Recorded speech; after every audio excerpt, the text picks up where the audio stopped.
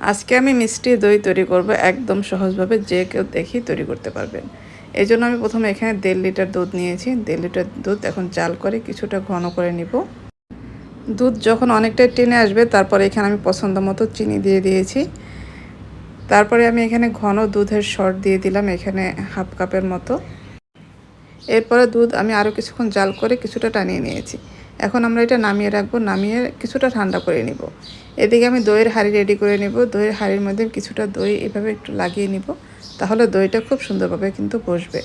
আরেকটা বাটিতে আমি 1/4 কাপ মিষ্টি দই নিয়েছি, একটা হ্যান্ড উইক্স দিয়ে খুব ভালোভাবে কিন্তু ফেটিয়ে নিয়েছি। তারপরে এইটার মধ্যে আমি যে দুধটা জাল করে রেখেছিলাম দুধটা দিয়ে দিব। দুধটা দিয়ে খুব ভালোভাবে মিশিয়ে নিব। মিশিয়ে নিয়ে দইয়ের হাঁড়িতে দিয়ে দিব। এদিকে চুলায় একটি হাঁড়ি আমি গরম করে রেখেছিলাম। এখন গরম হাঁড়ির ভিতরে দইয়ের বাটিটা দিয়ে সারা রাতের জন্য রেখে দিব। এই তো সকালবেলা দইটা আমাদের খুব সুন্দরভাবে কিন্তু জমে গেছে। তারপর আমি ফ্রিজেও কিন্তু রেখেছিলাম, নর্মাল ফ্রিজে। এই তো দেখেন কত সুন্দরভাবে জমছে দইটা। এটা লং ভিডিও পেজে এবং ইউটিউবে 2 জায়গায় দেওয়া আছে, চাইলে আপনারা দেখে নিতে পারেন।